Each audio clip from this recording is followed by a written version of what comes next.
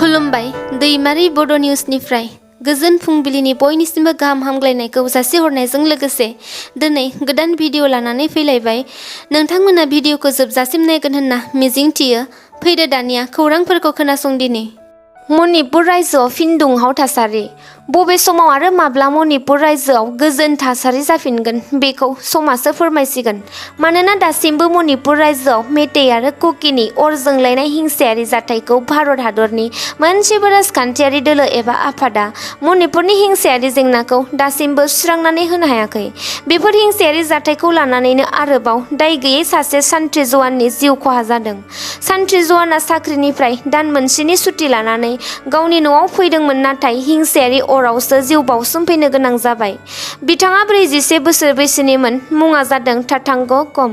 मोनथिनो मोननाय बादिब्ला सान्थ्रि जवानहा बिसिजों लोगोसे सानै गथ'बो दंमोन आरो मेगननि नोजोराव जाथायखौ नुनो मोननायलाय गावनि बिफा एबा सान्थ्रिजों लोगोसे गुबुन 3 सुबुंफोरखौबो दुथांफोरा गुलि गावनानै जिउ फोजोबलांदों होनना फोरमायदों सान्थ्रिनि 10 बोसोर बैसोनि फिसाज्लाया।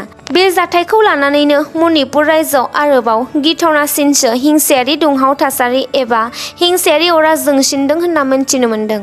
चन्द्रयान 3 अखाफोराव बाख्लायनानै भारत हादोरा जाफुंसार जानो हानायनि उनाव दायो भारतनि सानखौ नायबिजिरनो अख्रांमायाव दैथायहरनाय आदित्य एल-1आ थांनाय मैयानि समाव बुहुमनि बोगथाबमा बोलोनिफ्राय आबुङै जानगार जानो हायो। आदित्य एल-1आ अख्रांमायाव साननि खाथियाव मोनसे थि जानथायसिम थांनानै साननि मोनस्नि गाब आरो दुंथायखौ नायबिजिरगोन। बेजों लोगोसे आदित्य एल-1आ जोंनि बुहुमाव साननि सोरांनि थाखाय बोथोर दुंथाय बायदिया माबादियै गोहोम खोख्लैनो हायो बेखौबो नायबिजिरबावनाय जागोन। मख'नो गोनांदि भारतनि गिबि सानखौ नायबिजिरनो दैथायहरजानाय आदित्य एल-1खौ 2 सेप्तेम्बर खालारखालि अन्ध्र प्रदेशनि श्रीहरिकाटायाव थानाय सतीश धवन स्पेस स्टेशननिफ्राय सानफारसे दैथायहरनाय जादोंमोन। भारतारि रौनिया हान्जानि गिदिर जाफुंसारनाय। जम्मु आरो काश्मीरनि अनन्तनागाव भारतारि रौनिया हान्जाया लाश्कार-इ-ताइबानि कामान्डार उजेर खानखौ नागिरनाय हाबाफारिया थांनाय साननैसोनिफ्रायनो गोख्रों सोलिगासिनो दंमोन। बेनि लेखायै मैया भारतारि रौनिया हान्जाया लाश्कार-इ-ताइबानि कामान्डार उजेर खानजों लोगोसे 3 उदखारिफोरखौ गावथारनो हायो। मख'नो गोनांदि उदखारि लाश्कार-इ-ताइबानि गाग्लोबनायाव भारतारि रौनिया हान्जानि गिदिर 2 अफिसार आरो जम्मु काश्मीर पुलिस बिफाननि सासे डीएसपी रेंकनि अफिसारआ अबिथिरायै जिउ गोमानांदोंमोन। मैयानि सानाव गणेश पुजाजों लोब्बा लानानै बिटिसिनि बारग' गाहाय हाग्रामा महिलारीआ बयनिबो गोजोननि थाखाय क'क्राझार सोहोराव थानाय गणेश मन्दिराव थांनानै बोर लाहैदों। बे हाबाफारियावनो बिथां हाग्रामा महिलारीआ खौरां बिजोंनि गेजेरजों इउपिपिएल सोरखार दैदेननाय मानगोनां प्रमद बर' आरो इएम रन्जित बसुमतारिनि फारसे गोख्रों अजद दिखाङो दि प्रमद बर' आरो फेरेंगाया जायखिजाया खामानिनिफ्राय रां जायो नाथाय बिलखौ होआ। दिनैनि दिनाव इउपिपिएलनि मानसिफोरनोल' सोरखारि अनसुंथाइ मोननो हायो, जेरै पिएमएवाइजी, अरुणोदय पेन्सन बायदि बायदि।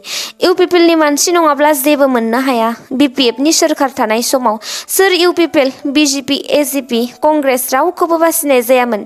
नाथाय आथिखालनि इउपिपिएल सोरखारा इउपिपिएलनि मानसिफोरनोल' सोरखारि अनसुंथाइफोरखौ होयो होनना गोख्रों अजद दिखांदों बिथां हाग्रामा महिलारीआ। बेजों लोगोसे दाजाबदेरनानै बिथां हाग्रामा महिलारीआ बुंबावो दि फैगौ समाव बिटिसिनि बिसायख'थियाव बिपिएफ दोलोआ सोरखार दानो हायोब्ला बिटिसिआव थानाय मुस्लिम हारिजों लोगोसे गासैबो हारि माहारिनो गिबिसिनै हानि पाट्टाखौबो रानना होगोन होनना बुंबावदों। रायजोनि लाख लाख सुबुंफोरनि थाखाय गोनांथार खौरां। नोंथांमोना दानिया आयुष्मान कार्ड बानायनो थाखाय जायखिजाया सिएससि सेन्टार एबा गुबुनफोरनि सेराव थांनानै रां खरसा खालामनानै बानायनो गोनांथि गैलिया। दानिया नोंथाङा न'आव थानानैनो मबाइल एपनि दारै गावनो बानायनानै लानो हासिगोन आयुष्मान कार्डखौ आरो सोरखारनिफ्राय बेसेन नाङाजासे सावस्रि सिबिथाइ मोननो हासिगोन बयबो। मख'नो गोनांदि बे आयुष्मान कार्डनि दारै सासे सुबुङा 5 लाख रांसिम बेसेन नाङाजासे सावस्रि सिबिथाइ मोननो हायो। बे मबाइल एपखौ नोंथांमोना गुगोल प्ले स्ट'रआव थांनानै आयुष्मान एप होननानै सार्च खालामोब्लानो डाउनल'ड खालामनो हागोन।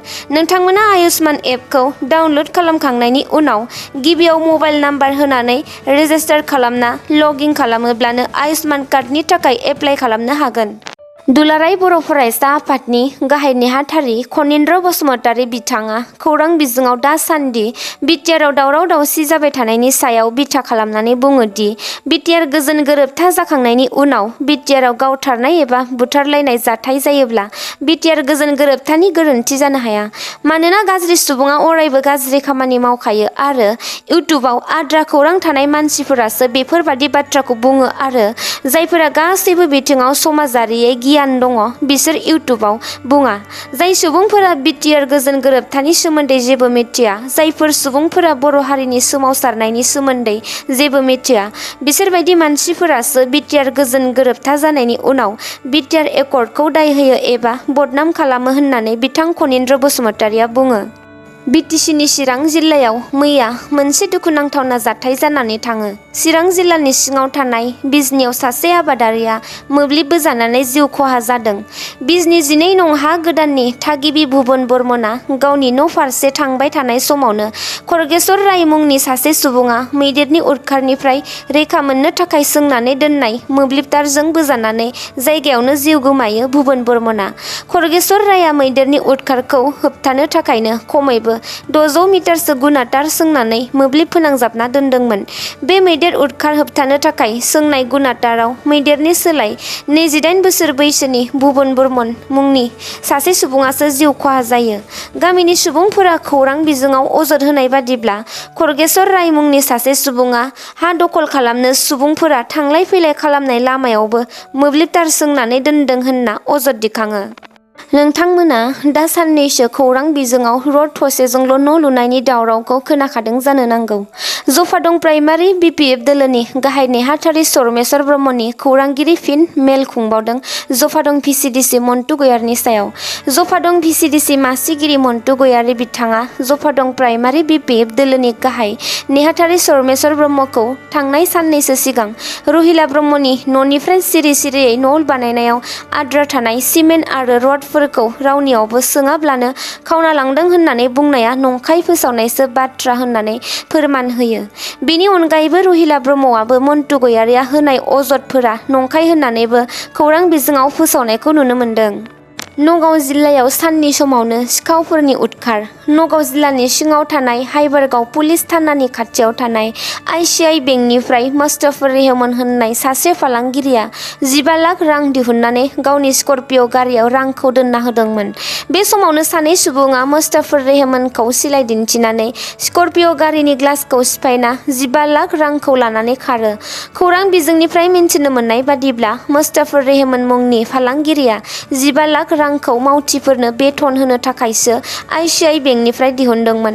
हाइबारगाव पुलिस थानानि सिगाङावनो बेफोरबायदि लुथिनाय जाथाय जानाया पुलिस बिफाननि थाखाय लाजिनांथाव। दिनैनि खौरांफोरा एसेनोसै। नोंथांमोना भिडिअखौ जोबजासिम नायबायब्ला अन्नानै लाइक, कमेन्ट, शेयार आरो साबस्क्राइब खालामनानै होदो। गोजोन्थों।